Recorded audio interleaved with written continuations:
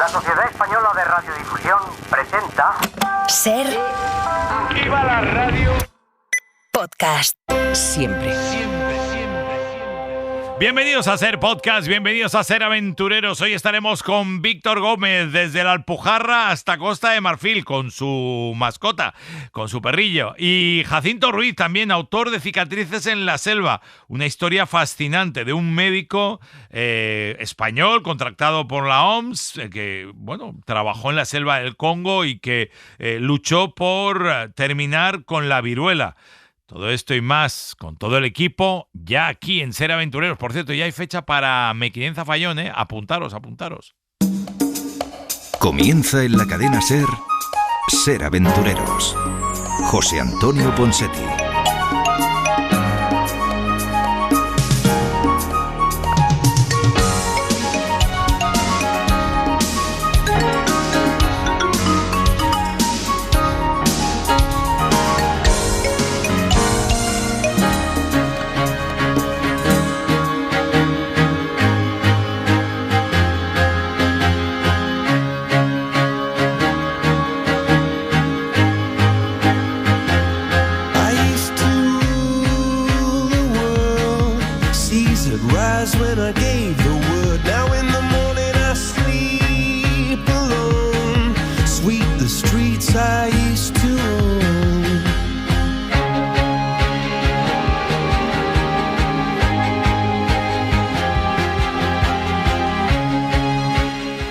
¿Qué tal, aventureros? Buenos días, bienvenidos a Ser Aventureros. Hay muchos de vosotros que quizás nos estéis escuchando a estas horas de la mañana, camino de unos días libres de Semana Santa, otros los vais a tener la próxima semana. Bueno, bienvenidas y bien hallados todos y todas, todos o todos atadas a todos. Ya lo he dicho, así no me dejaba nadie en este grupo. Gracias por sintonizarnos a través de la cadena Ser en la península, en Canarias, en Baleares, en Ceuta y Melilla y a través de la 1260 en la costa este de los Estados Unidos. Bueno, tengo muchas cosas que contaros y es el día porque ya hay más de 300 personas apuntadas y ya estamos Nacho Ares y yo con la cara de susto que se nos quedó el año pasado. Vamos a ver. Viernes 10 de mayo,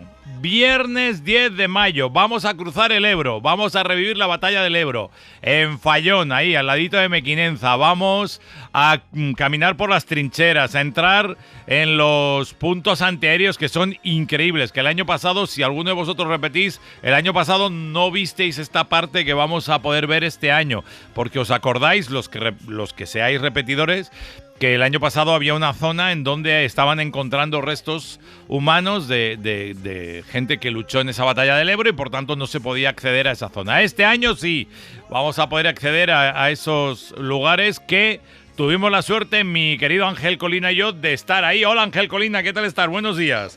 Buenos días, Ponseti. Sí, tuvimos la suerte y ya nos prometieron que para la próxima visita, que era para este año, que es para este año, que podríamos visitar esas zonas donde tuvimos un pequeño acceso, digamos que nos asomamos y tuvimos la oportunidad de ver restos todavía que estaban por allí, que estaban todavía localizando, investigando y recogiendo. Sí, aparte tú me hiciste un par de fotos súper chulas saliendo de uno de los puestos antiaéreos bueno, eso sí, aparte de eso. Es espectacular. Sí, que es, por cierto... vaya puestos, ¿eh? Sí. Que, por cierto, ¿fue ahí donde encontramos una lata que la dejaron ahí para los arqueólogos? Bueno, era entre el puesto ese y la zona de trincheras, por todo el recorrido. Bueno, como hay kilómetros allí de trincheras, sí. Pues al final sí, había restos e incluso encontramos muelles de granadas y encontramos una lata del 38, ¿era? Del año 38. Sí, de sardinas, creo recordar que era, de esas agradables. Señor José Luis Angulo, ¿qué tal estás en Chile todavía, creo? Pues en Chile todavía acaba de entrar el otoño esta semanita, el miércoles entró el otoño, así que bueno, ha empezado un poquito Vente para acá que es primavera, estoy... Vente para acá que es primavera pues, ya. Pues llego casi a los potajes, a los bacalaos, a las torrijas, o sea que ya estoy casi en puertas de llegar en Semana Santa, así que nada, y con muchas ganas de Fallón. Ya sabéis que que yo el año pasado estuve castigado, la SER no tenía presupuesto para que yo fuera y... Sí, desde y no, Chile, no pude ir el cachondo. año pasado. Desde Chile, no Qué te bueno. fastidies, que pediste un billete de avión en business, Chile-Madrid y luego el AVE en primera hasta Lérida. Fonsetti, no le cuentes lo bien instalados que estábamos tú y yo, ¿eh? No te lo cuentes. No, ya le meteremos en algún cuartito de esos oscuros de Fallón. Pero este año sí, este año tengo un montón de ganas. Por supuesto, te he oído a ti contar un montón de cosas de esa zona, el libro tuyo y sí, la verdad es que sí. Sin ser un apasionado de la Guerra Civil Española, la verdad es que tengo muchísimas ganas y sé que el año pasado montasteis ahí un buen follón, así que encantadísimo de este año estar ahí con Ser Aventureros. Y también estará con nosotros, como siempre, en el programa de hoy, mi querido Chema Rodríguez. Hola, Chema, ¿cómo estás? Muy buenos días. A mí ni siquiera me hicisteis una oferta para ir a Fallón. Mi agente no recibió ningún tipo de Mira, que aún quedan muchas armas en esa zona y Ángel y yo las podemos utilizar. Y tú serás el blanco móvil, tú mismo. Cara dura, pero bueno, ahí estaremos 10 de mayo. 10 de mayo es la fecha para que os acerquéis y para que viváis junto a nosotros y junto a un montón de sorpresas que iremos desvelando, porque va a venir gente muy potente, aparte de que hay cosas que ya os cuento. Por ejemplo, toda la zona de trincheras, de las posiciones, todo eso, los historiadores han decidido que este año van a estar vestidos como soldados tanto de la República como del bando de Franco, de las tropas de Franco, y que ellos van a estar contándonos todo. Por ejemplo, la zona en donde estaban los requetés va a estar la gente vestida de requeté. Va a ser muy, muy emocionante también porque vamos a poder ver un poco cómo se movían y cómo iban vestidos en aquel momento. Más cosas. Bueno, sabéis que estamos con Ser Historia, que estaremos con un montón de gente, así que os tenéis que apuntar donde en seraventureros@cadenaser.com. seraventureros@cadenaser.com. Vamos a tener que limitar, porque si estamos ya en 300, ojo, porque el año pasado os acordáis que os pusisteis en 800 y no podíamos, más que nada porque es complicado moverse por toda esa zona con tantísima gente. Así que, por favor, volar, apuntaros ya. No sé dónde va a estar el corte. Este año la cadena SER nos ha dicho que va a permitir mucha más gente, o sea que todavía estáis a tiempo y yo de vosotros me apuntaría volando. Y os iremos contando un poco cómo irá el tema y cómo se irá produciendo todo. Hay, por cierto, fideuá como el año pasado, nos lo vamos a pasar bien. Ah, bueno, entonces ya me quedo más tranquilo. Claro, sí, hay fideuá y vamos a tener mucho jaleo. Pero, insisto, 10 de mayo, viernes 10 de mayo es el día en que vamos a cruzar el Ebro y que vamos a revivir esa batalla del Ebro y que os vamos a acompañar para que veáis cosas que habitualmente no se ven. Tendréis entrada libre también al museo, como el año pasado, por cierto. El museo es espectacular, ya lo vais a ver. Los que lo visteis el año pasado, os quedasteis como Nacho Ares, que se quedó impresionado, y él no será que no sepa de museos y que no haya visto. Así que bueno, ahí vamos, 10 de mayo, es viernes, estaremos en Fallón desde bien tempranito por la mañana, que ahí arrancaremos y os contaremos un poco el itinerario y las otras sorpresas que tenemos. Dicho lo dicho, por favor, presentemos a Barrabés como se merece. La sabiduría y la sensatez la pone Carlos Barrabés en Ser Aventureros. Hola, Carlos, ¿cómo estás? Buenos días. Buenos días, ¿cómo estáis? Muy bien. ¿Qué pasa, Ángel? ¿Dónde nos llevas, querido? Pues la verdad es que estaba pensando porque, ¿sabéis? Ahora es el equinoccio, o sea, eso más o menos lo que quiere decir es que el día y la noche duran lo mismo, ¿no? Y a partir de ahora, pues empieza a disfrutar más de la noche, porque el invierno es verdad que puedes ir a ver las estrellas, hacer cosas, se puede hacer una ascensión a una montaña con esquís, que eso es muy chulo, pero en realidad los humanos casi siempre hemos vivido más la noche a partir de ahora, ¿no? En primavera, en verano, y quería ir a Cusco, ¿no? A Cusco, que era el centro, pues, del Imperio Inca, y allí, dentro de un mes y pico, se celebra una festividad impresionante, muy interesante, porque mezcla muchas de las cosas que yo he visto en mi vida en las montañas, ¿no? Allí, existen existe un ritual en el que los ukukus, que son hijos de mujer humana y oso, imaginaos cómo se disfrazan, ¿no? Cómo se visten, que es espectacular, ¿no? Suben por la noche a la montaña, a un santuario que era un antiguo observatorio inca, que tiene, a saber los años que tiene, y allí pues hacen un montón de celebraciones, de rituales, ¿no? Pero lo más interesante de todo para mí es que se van al glaciar y bajan trozos de hielo, porque el glaciar es el que da la vida, ¿no? El agua es el que da la vida a todos los valles, ¿no? Y cuando llegan abajo del todo, miles y miles de personas, yo estuve una vez por ahí, en esa época, es impresionante, miles y miles de personas, pues bailan, se mezclan culturas, porque no solo vienen incas, vienen aymaras, ahora vienen de muchos otros lugares también, y se crea una especie de fiesta brutal, y uno de los grandes centros es el hielo, ¿no? Para tocar el agua y para disfrutar. Una cosa que está pasando ahora en el mundo es que cada vez más los humanos volvemos a recuperar la noche, ¿no? Yo creo que al meternos en ciudades nos apartamos de la noche, ¿no? Pero ahora cada vez más hay más carreras de noche, cada vez hay más gente que anda de noche, más gente que va en bici de noche, y es un movimiento un poco, digamos, yo diría casi global, ¿no? Bueno, hay algunos, Carlos, que nunca han dejado la noche, quiero decir que de esos también hay algunos, lo que pasa que y también corren y todo el rayo, pero es por otras cuestiones, pero sí, hay algunos que la noche la han conservado. Delante de, sí. Pero no ven las estrellas, es que no. Una cosa muy impresionante de los humanos, bueno, no sé si os parece una locura, pero yo siempre pienso, solo miramos para adelante, ¿no? Y nos perdemos un montón y solo vivimos de día. Es como si estuviéramos diseñados para vivir la mitad, ¿no? No miramos para atrás y no vivimos de noche. Pues eso, yo creo que mucha gente intenta saltar esa barrera y muchas tribus y mucha gente de montaña lo ha intentado durante toda la historia. La noche tiene sus peligros porque no estamos diseñados para la noche, pero yo creo que el ver las estrellas, el ver la noche, te hace más consciente. A mí me parece algo que hay que hacer y que es saludable de vez en cuando. Sobre todo que en la noche, en todas las culturas, geografías, se producen hechos que hoy en día, pues obviamente con la ciencia y demás se sabe lo que son, pero imagínate hace 300, 400 años, en ese gran norte, Carlos, que a ti te gusta tanto, sí. Las auroras boreales. Es decir, ¿qué era eso? ¿Qué era eso?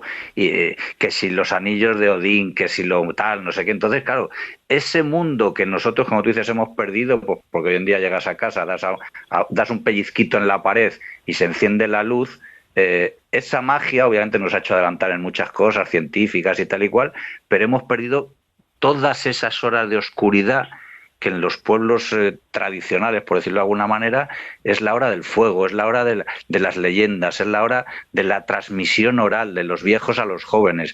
Y por lo tanto, claro, eso que dices tú, ahora quizás estamos volviendo a recuperar eso y a nivel turístico, que es lo que más me toca a mí, pues efectivamente hay circuitos para ver auroras boreales, hay un montón de actividades en el mundo que se están haciendo por la noche porque sabemos que hay un mundo oculto tremendamente interesante.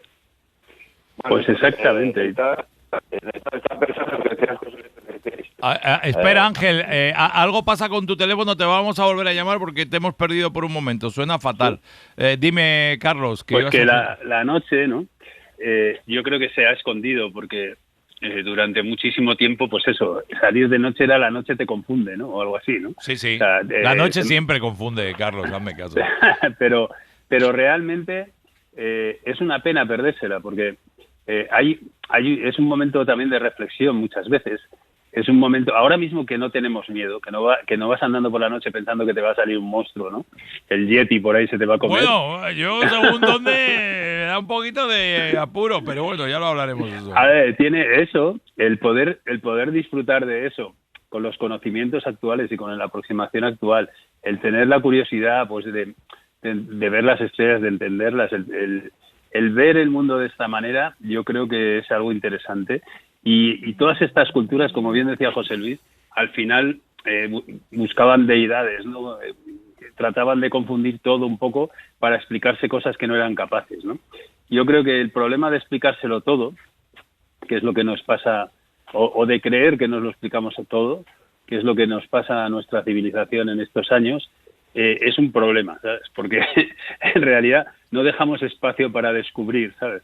Y para descubrir a la mente, ¿eh? Y creo que es bueno darse tiempo y oportunidades para explorar, ¿sabes? Qué bueno. Bueno, lo vamos a dejar aquí porque quería preguntarte algo, Ángel, pero lo estamos intentando recuperar. Ya está. Perdóname. He vuelto. Pensaba que no te habíamos recuperado. Igual. Dime, Ángel. Es que aquí la cobertura a veces se nos va. Bueno, no, lo que estaba comentando antes era que aquí, pues en las zonas pasiegas, bueno, como en muchos pueblos, lo normal entonces era, hace años, que los vecinos por la noche se juntaban delante de sus casas, en sus porches, y charlaban, contaban las cosas que habían sucedido durante la jornada, en fin, todas esas cosas. Y de eso ha ido desapareciendo cuando llegó la televisión. Es decir, que la gente, cuando no había radio, muchas veces no había tele, y la gente se comunicaba, pero después llega la radio, todavía ahí seguía funcionando, pero luego ya cuando llega la televisión es cuando la gente empieza a encerrarse en sus casas, ¿no, Carlos? Un poco. Pues mira, sí, fíjate, cada época de la historia ha tenido una aproximación un poco diferente, pero mira, hace poco, no sé si lo leísteis, porque salió por todos los lados, ¿no? Hubo como un informe, que no recuerdo de quién era, pero era de alguien así como relevante, ¿no? Y que decía que la gente, hasta la edad media más o menos, tenían diferentes fases de sueño. Tenían un primer sueño y un segundo sueño, ¿sabes? Y se levantaban a medianoche y vivían un rato a medianoche como si fuera mediodía, ¿sabes? Y que eso cambió ya luego cuando empezaron a tener camas cada uno diferentes y cuando empezó a cambiar la forma de vida. Pero la noche no siempre se ha vivido igual. O sea, imaginad, hace 500 o 1000 años la gente es muy probable que se levantara a mitad de noche y pasara un par de horas por ahí, ¿sabes? Es curiosísimo, difícil de entender para ahora, ¿eh? No, Yo claro. mismo lo leí 1000 veces para tratar de entender qué era eso, ¿no? Porque es raro, ¿no?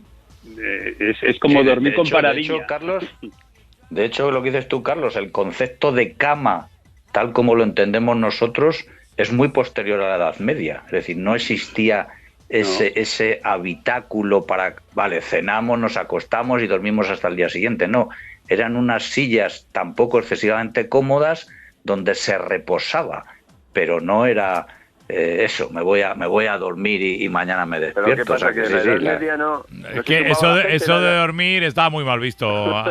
En fin, no vamos a profundizar en el punto de las camas porque eso nos lleva a una cosa, a otra y yo os conozco. Y terminamos en Sexy Planet. ¿Puedo aportar una pequeña curiosidad? Verás, ya he mentado a la bicha y aparece la bicha. A ver, Chema. No es Sexy Plan. No es vale. No, voy a hablar de las personas con sordoceguera. Sobre todo las personas con sordoceguera congénita nunca han visto ni han oído. Por tanto, no tienen el concepto. Nosotros dormimos por la noche por lo que llaman los ritmos circadianos, hace que nuestro cuerpo de noche descanse, no es casualidad. Entonces ellos no tienen sentido de la noche. Para poder ayudarles a dormir, porque ellos no saben cuándo es la noche, lo que se hace es realizar una serie de hábitos que indican que poco a poco va llegando el momento que es la noche, y ellos identifican esos hábitos y esas acciones con la llegada de la noche. Pero si no, y de hecho durante la noche se despiertan muchas veces porque no tienen conciencia de lo que es el día y la noche. Qué bueno, ¿eh? Pues se lo vamos a dejar con esta anécdota de Chema. Querido Carlos Barrabés, la semana que viene más, disfruta. Muy felices. Tú también. Venga. No ni una gota, por favor. No la dejamos.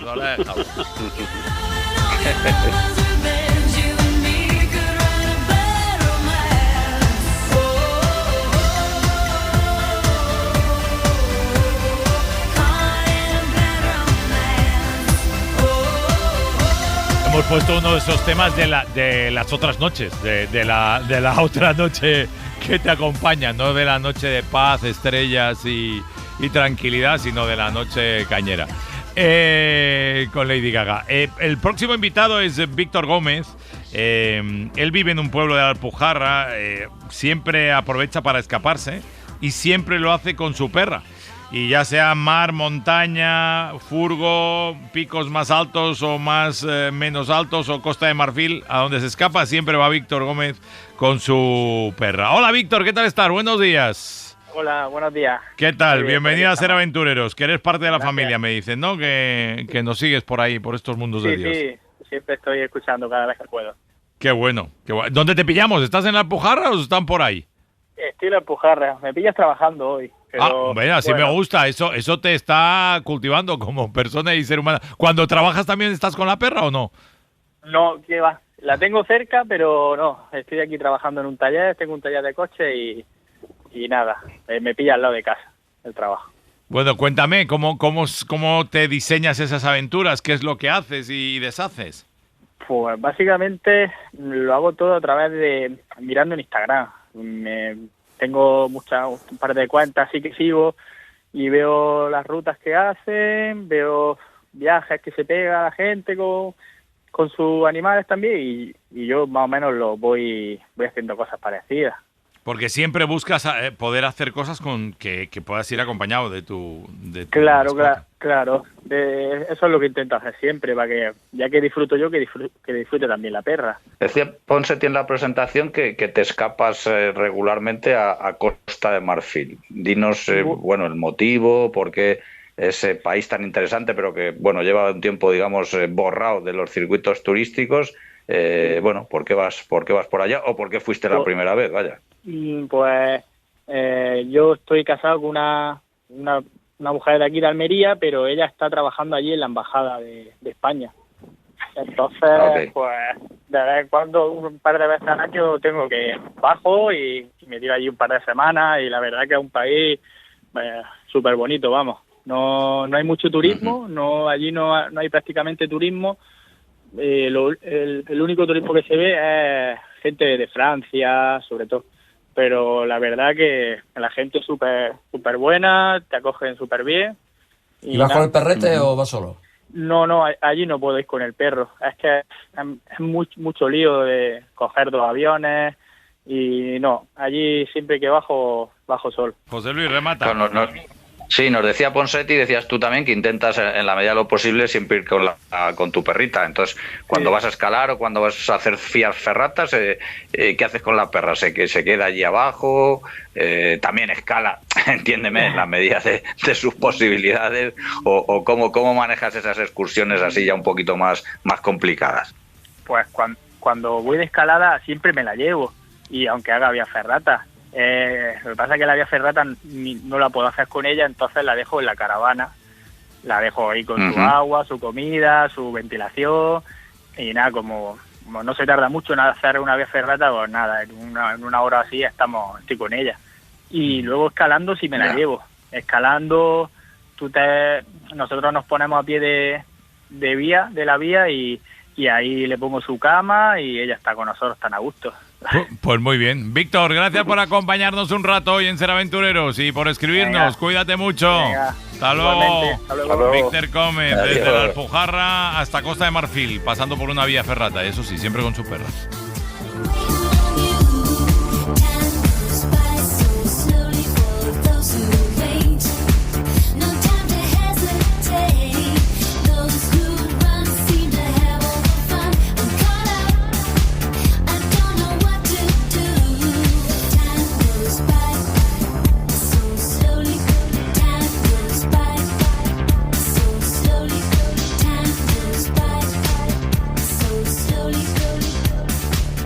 Frío en invierno y calor en verano con nuevos neumáticos a mano. El refrán no era así, y lo de cambiar tus neumáticos cada vez que cambia el tiempo tampoco.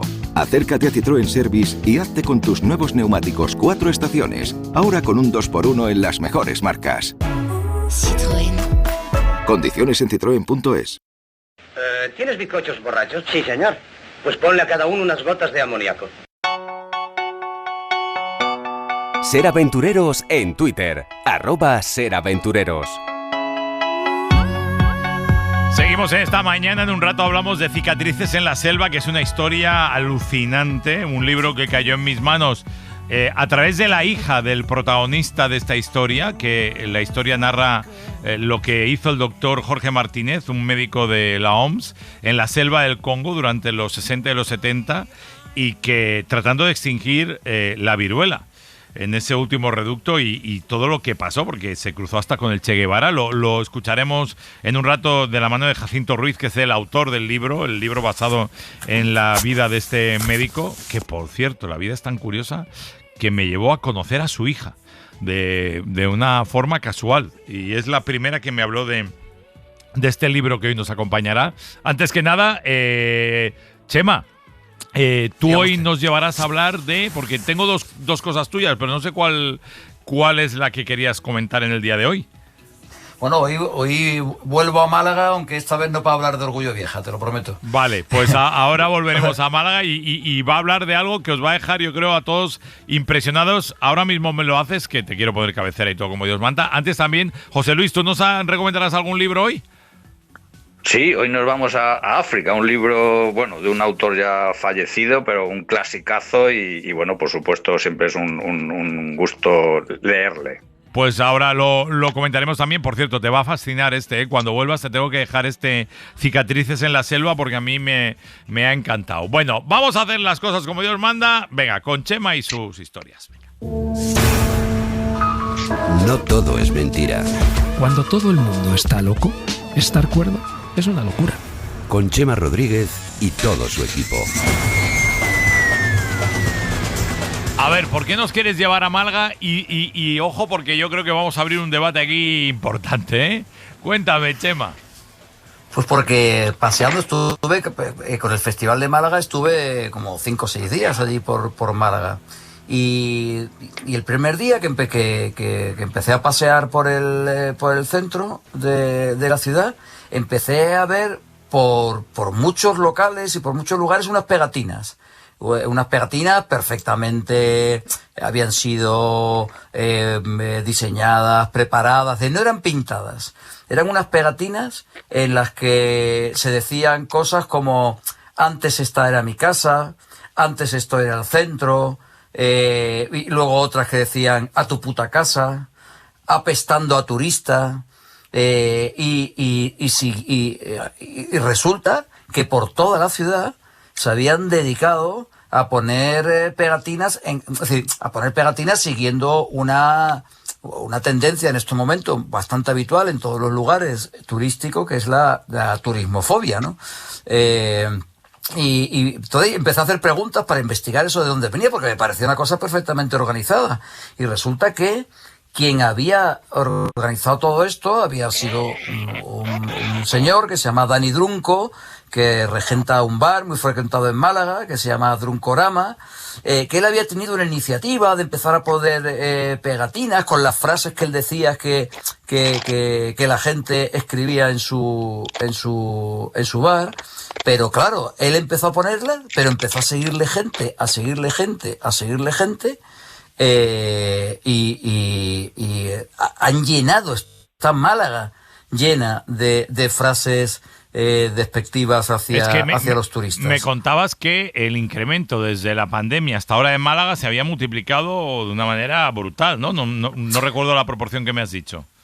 Brutal de una manera. La Costa del Sol siempre ha sido un destino turístico, evidentemente. Málaga también ha ido gente, pero ha ocurrido algo muy interesante. Pero por un lado que en la propia Costa del Sol en general ha crecido el turismo, pero es que Málaga se ha convertido en un lugar, una especie de Silicon Valley europeo, y más de 600 empresas tecnológicas, entre ellas Google, ha abierto oficina en Málaga.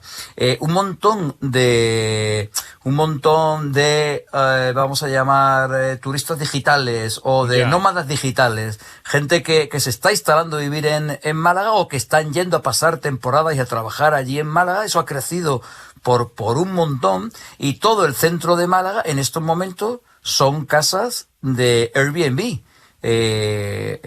Prácticamente pisos turísticos, vamos, que es la invasión de las invasiones. Pisos turísticos. Entonces, claro, la gente que vive en el centro pues está empezando a sentir un rechazo, como ya ha pasado en Barcelona, como ha pasado en Venecia. En Venecia, claro. Es curioso porque esto sí que lo hemos hablado, José Luis, ¿no? Que nosotros viviríamos el que ser turista estuviera mal visto, o sea, fuera gente maldita, ¿no?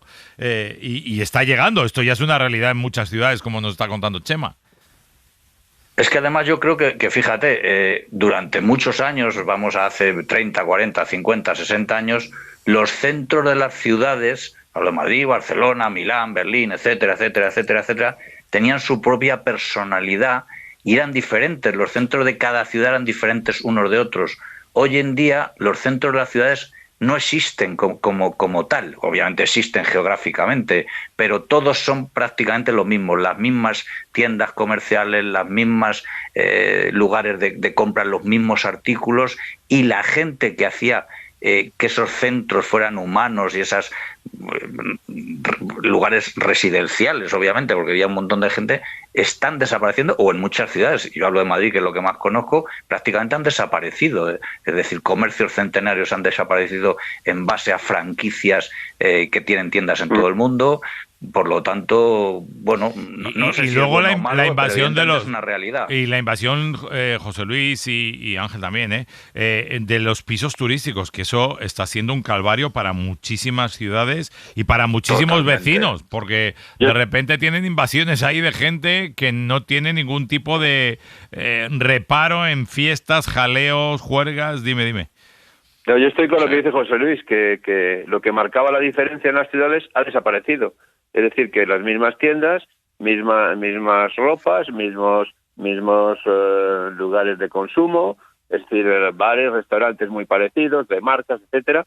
Y es verdad que hay pocas diferencias. Lo único que te diferencia un poco, quizás lo que más te diferencia es la arquitectura, que es digamos lo que marcaba ya la ciudad de por sí. Pero luego lo que dices tú, Ponseti, de los pisos turísticos, hay una invasión. Claro, yo no sé, José Luis, que está en el mundo del turismo, sabe más de esto que nosotros, pero es algo que yo creo que es difícil de parar y que las ciudades, el turismo está creciendo y creciendo. Bueno, las ciudades, el turismo en general está creciendo de una manera que en los últimos años yo creo que ha sido tremenda, ¿no, José Luis? Sí, es muy complicado, pero yo creo que si realmente hubiera un interés real de solucionar ese problema, sí lo habría. Es decir, es tan fácil como que en los edificios no pudiera haber más de un tanto por ciento de pisos que fueran turísticos, que no pudieran ser todas las plantas, etcétera, etcétera. Porque, claro, es que es lo que dice Ponseti, o sea, no es lo mismo que en un edificio viva gente que vive toda la vida y con unos horarios X y más o menos tal, que, bueno, pisos que realmente entra y sale la gente sin ningún... No digo que siempre sea así, evidentemente, pero que no tienen cuidado, que le da lo mismo porque van a estar 3 noches, que fiestas, que tal, que cual.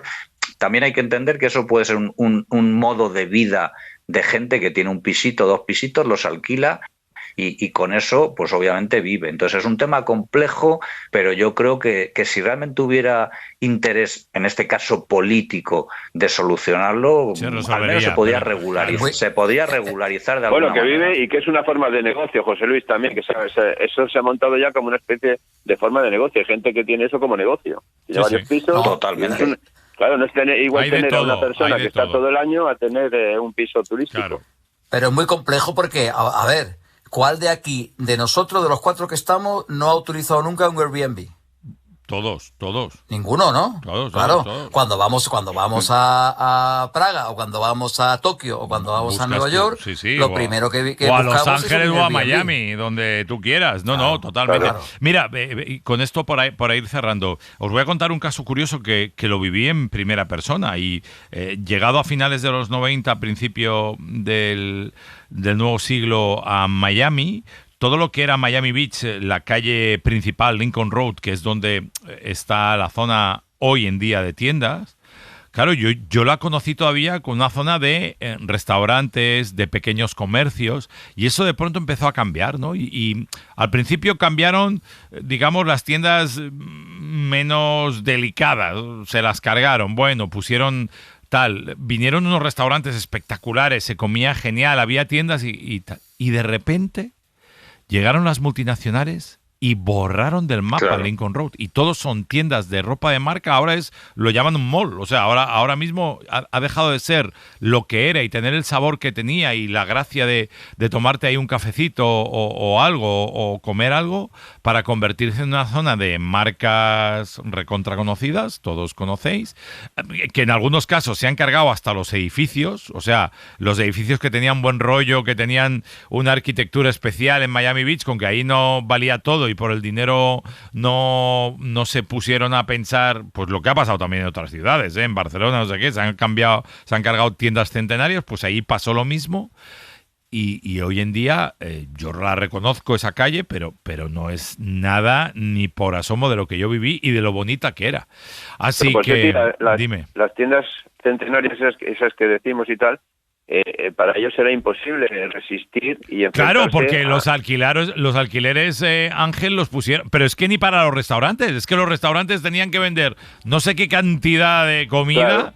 Que ni para ellos era negocio. Entonces todo eso se lo cargaron, y entiendo esa revolución en Málaga, como entiendo la de Barcelona, como entiendo la de Venecia y de tantas ciudades, ¿no, Chema?, en donde la invasión es absoluta por parte de turistas. Que ¿quién no ha sido turista, sabes? Es que todos somos turistas, claro. Todos somos turistas. En Málaga los precios de los restaurantes en meses se han subido, aparte de lo que ha subido en el resto de España y tal y cual, pero ha subido más todavía. Es decir, es brutal en estos momentos el coste de poder sentarse a comer o a cenar en un restaurante.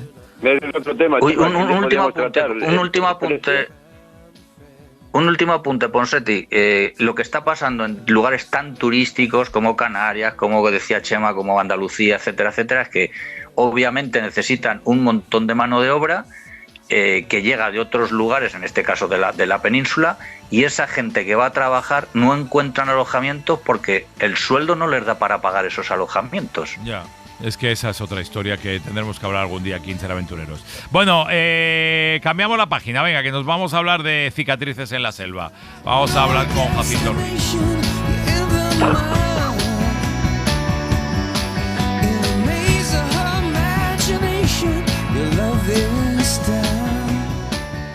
Hace unos días, como os contaba hace unos minutos, llegó a mis manos este libro de Cicatrices en la selva, pero la vida es tan divertida y tan fantástica que yo conocí a la hija, y conozco a la hija que se llama Salomé, por cierto, del doctor, que es protagonista de esta historia, que es el doctor Jorge Martínez.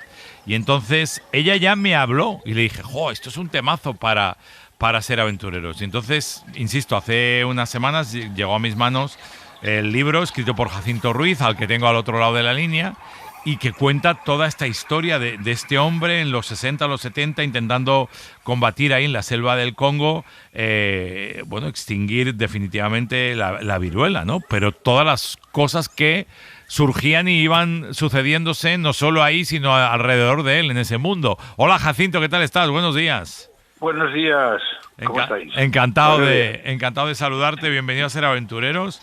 No sé, lo he estado pensando antes de hacerte la entrevista, de cómo contamos un poco, que he contado un poco solo, sin fastidiar mucho al lector, ¿no? Sin desvelarle muchas de las cosas maravillosas que tuvo que vivir, y otras no tanto, el doctor Jorge Martínez.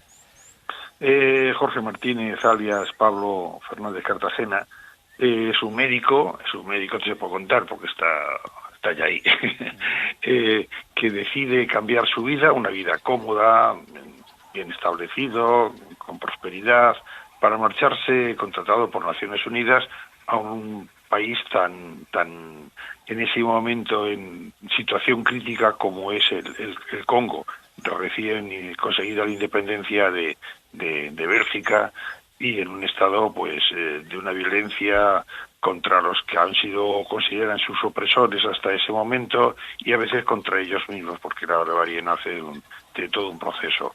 En esta situación, Jorge, se encuentra que además le destinan a una de las zonas más conflictivas del país, que es el Kivu, y curiosamente lo que hace en ese mare magnum de violencia, de desesperación, de muerte, de hambre, pero esencialmente un campo superabonado para un médico tan vocacional como él, lo que hace es que sufre, pero al mismo tiempo se enamora.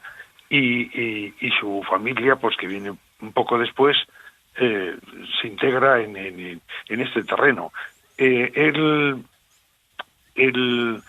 Hombre, la sensación, Jacinto, es que él sí tiene una familia y quiere a su familia, pero que realmente el tipo vive su vocación, el trabajo de médico, con una pasión por encima de todo. O sea, no hay otra prioridad, ¿verdad? Entiendo que es eso. No hay otra prioridad. Él es contratado inicialmente como Omnipraticien, que es una figura en la que igual arrancas una muela que extraes un hígado, y acaba siendo uno de los cirujanos más importantes de toda esa zona, no solamente del Congo, sino del África Central y del Este, y un epidemiólogo que combate, erradica, quita la viruela, que es una de las enfermedades que en esos momentos está causando millones de muertos y millones de destrozos en el cuerpo y en las almas de la gente. Sí. Oye, ¿cómo llega la OMS? Dale, perdón, alguien quiere preguntar por ahí. Yo iba a preguntar cómo llega la OMS hasta su vida. Quería preguntar a Jacinto cómo llegas o cómo descubres tú este personaje, y una vez descubierto, cómo dices, joder, es que esto da para un libro y quizás seguramente, aunque no sé si llegará, pues para una película. Pero ¿cómo descubres tú toda esta historia de este hombre? Pues como ha dicho Ponseti, realmente quien me pone en la pista es la propia hija del protagonista, que me cuenta un poco la historia de su padre, que en ese momento se encuentra en Alemania, ya está en edad muy avanzada, y recuerda así, de esa manera, parcialmente, alguna de las aventuras y situaciones por las que ha pasado. Toda la familia colabora, desde Salomé hasta su madre. Tantos los padres de Salomé han muerto recientemente. El mismo día que yo conseguí, además, sacar de la imprenta el primer libro, curiosamente moría el padre en Alemania. Entonces me ponen, y me parece que es una historia, la palabra, aunque suena así un poco grandilocuente, es así, es casi épica. Es decir, un hombre que en esa situación vive con la emotividad que lo vive Pablo o Jorge, pues obliga realmente al autor también a entregarse, y busco información que en España es muy escasita, debajo de las piedras, pues en Bélgica, en libros, en gente que ha estado en el Congo viviendo, porque además hay que situarla dentro del contexto de 1960-1970. Independencia del Congo, después del martirio que le somete no solamente Bélgica, sino el Leopoldo II, el rey, Guerra Fría, y asesinato de Lumumba. Y Che Guevara por en medio. Oye, ¿por qué hay ese cambio de nombre? Jorge, Pablo, Jorge. Mira, en un principio yo pienso hacer, va a ser Pablo, pero sobre la marcha me di cuenta que hay, aunque la novela tiene unos raíles históricos y el personaje es absolutamente cierto, tampoco puedo dejar que solo sea el personaje. En la novela hay otros personajes que son ficción y que comparten espacio y conversaciones y situaciones muy tensas que nacen de eso, de que el autor ha decidido que tienen que estar ahí. Y me parecía injusto, sobre todo para la propia familia, que Pablo fuera el nombre que iba en la novela, Jorge Martínez, y en las últimas páginas aparece una foto de Pablo Fernández Cartagena con su hija Salomé. ¿Cómo ha sido, es decir, aparte de la documentación histórica y tal, has tenido la iniciativa o cómo te has documentado para todas las descripciones del espacio físico y de hacer llegar al lector esa parte, ¿no?, más física de la geografía del Congo? Mira, nos he sacado de hasta debajo de las piedras, de libros, incluso Salomé me ha proporcionado hasta un libro sobre los idiomas que hay allí, en periódicos de FOAC en Francia, en Bélgica, buscando, porque claro, hay que darse cuenta de que 1960 y hoy pues tienen cambios incluso en la denominación de los propios nombres. Katanga, que tiene un papel muy importante porque es donde asesinan a Y digo asesina porque es así. Le llevaron a Katanga cuando Katanga trató de independizarse del Congo tras las elecciones, y como había grandes intereses de Occidente, especialmente de Bélgica, de Estados Unidos, de Inglaterra, porque es una zona pues minera muy rica, con cobalto, cobre, estaño, radio, uranio, bueno, diamantes sobre todo, e incluso ahora coltan, pues había que evitar que se marchase, y bueno, lo matan. Está en la novela. A ver, Ángel, que te hemos recuperado. Bueno, no, que lo que quería comentar a Jacinto era preguntarle, porque lo de el doctor Jorge Martínez realmente fue un pionero en nuestros años. Muy poca gente iniciaba aventuras de ese tipo, y menos siendo enviado como él fue por la Organización Mundial de la Salud a un país como el Congo en los años 60, 70, ¿no? Era realmente un pionero, fue. Sí, después de la independencia hay una cosa que marcan, y es que como en todos los tiempos de dominación belga, ningún negro, hombre o mujer, ha pasado por la universidad. El nuevo gobierno no quiere ningún especialista, ni médico, ni ingeniero, ni profesor que tenga que ver nada con Bélgica.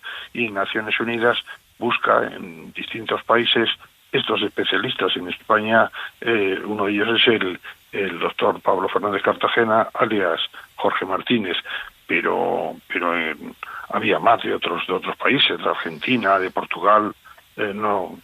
Y entonces pues ahí están los hombres luchando contra una situación que tristemente a día de hoy en ciertos aspectos persiste o ha empeorado. Muy bien. Sí, yo venga, te quería preguntar, obviamente en España es un personaje desconocido, creo que ninguno del equipo sabíamos ni que existía, salvo Ponseti, por esta circunstancia que ha explicado, y te quería preguntar, en el Congo, en el Zaire, en la actual República Democrática del Congo, sí. ¿Este hombre tiene algún reconocimiento? Es decir, ¿hay algo que realmente, que sea una plaquita de aquí trabajó, este hombre hizo tanto por no sé qué, o también es absolutamente anónimo en este país que, como tú dices? Es una etapa, yo creo que bastante olvidada, o que han intentado olvidar, ¿no? Hay que darse cuenta de lo que han hecho antes, que allí estuvo el Congo, el Che Guevara, antes de ir a Bolivia, luchando en la revolución milenista, ¿no? Pero nuestro personaje llegó a vacunar a Mobutu en ese momento, ya jefe de gobierno tras la muerte de Patrice Lumumba, le vacunó contra la viruela. Uh-huh. Son seres que de pronto aparecen y que hay que empezar a reconocerles lo que han hecho no solamente por su satisfacción, sino por la humanidad, ¿no? Querido Jacinto, la novela es una novela histórica, pero también hay aventura, pasión, revolución, muerte. Hay un poco de todo. Jacinto Ruiz, gracias, compañero, por acompañarnos un rato en Ser Aventureros. Un abrazo enorme. Y muchas gracias. Hasta luego. Cicatrices en la selva, el libro del que estamos hablando hoy. Seguimos.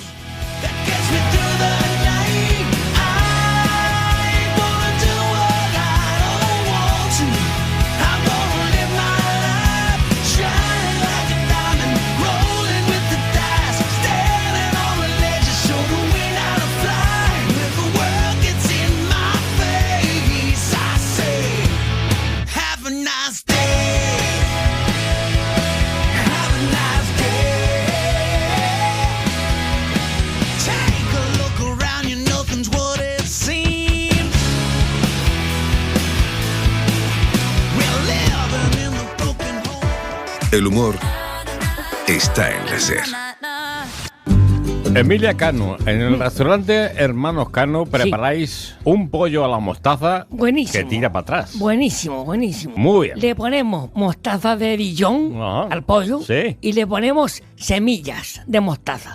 Luego la cebolla, la cabeza de ajo, chorrico, aceite, pochamos la cebolla, añadimos las patatas y al horno. Y eso queda para chuparse los dedos, ¿no? No nos sale bueno. Pero la gente sale encantadísima. Pero ¿cómo es que salen encantadísimos si no está bueno? Porque les cobramos mucho dinero. Ellos dicen, pues, debe ser bueno. No voy a pagar yo tanto dinero para que sea... Pero ya digo, el pollo a la mostaza que hacemos es una mierda. Ya. Pero mierda. ¿Y cuánto cobran por ese plato de pollo a la mostaza? 250.000 euros. Madre de Dios. Cadena SER, la radio con mejor humor. Será mejor que diga la verdad, media verdad y todo menos la verdad.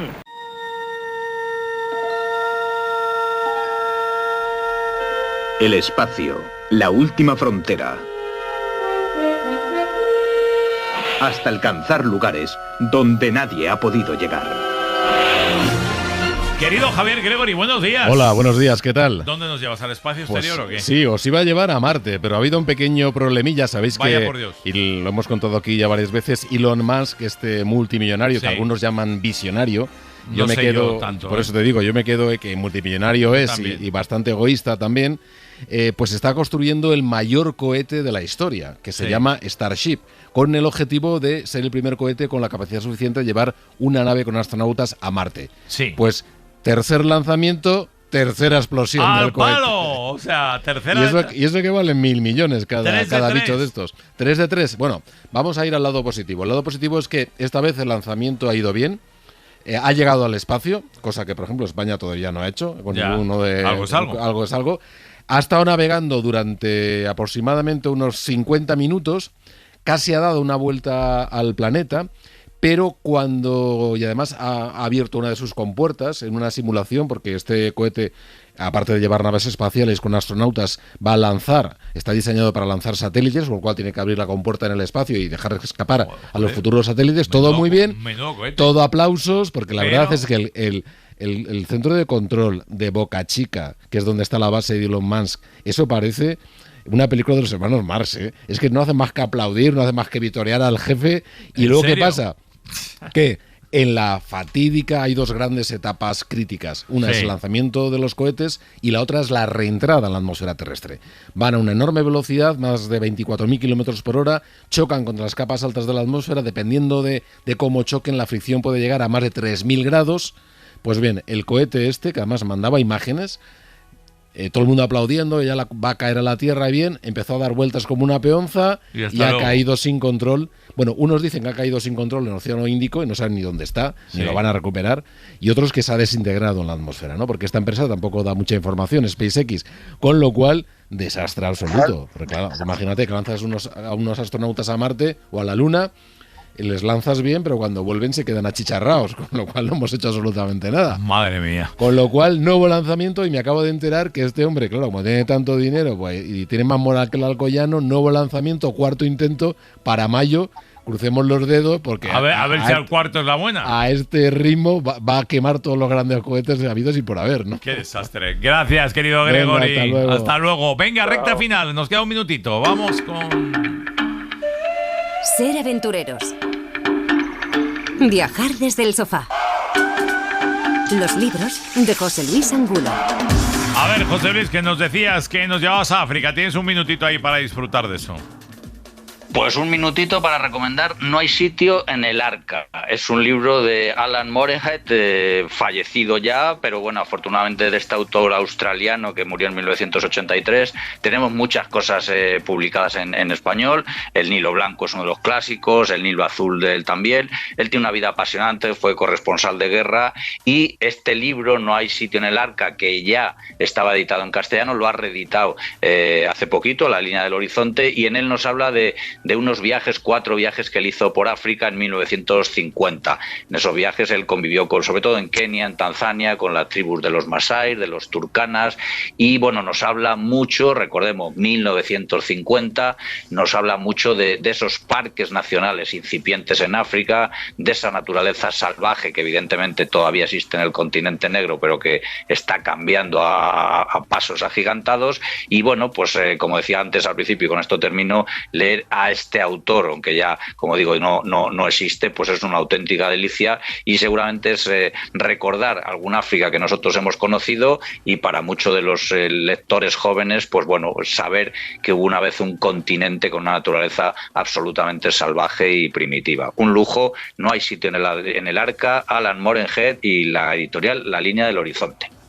Pues con esto vamos a terminar, vamos a cerrar Ser Aventureros recordándoos que os tenéis que apuntar para cruzar el Ebro con nosotros 10 de mayo, hemos dado la fecha y lo tenéis que hacer, ya sabéis, ¿no? seraventureros@cadenaser.com seraventureros@cadenaser.com. ¡Ey! Nombre, apellidos y número de teléfono de contacto. Nombre, apellidos y número de teléfono de contacto. Volvemos la próxima semana. Sed felices. Suscríbete a Ser Aventureros. Todos los episodios y contenidos adicionales en la app de Cadena Ser y en nuestros canales de Apple Podcast, Spotify, iVoox, Google Podcast y YouTube. Escúchanos en directo en la Ser los sábados a las 6 de la mañana. Cadena Ser. La radio.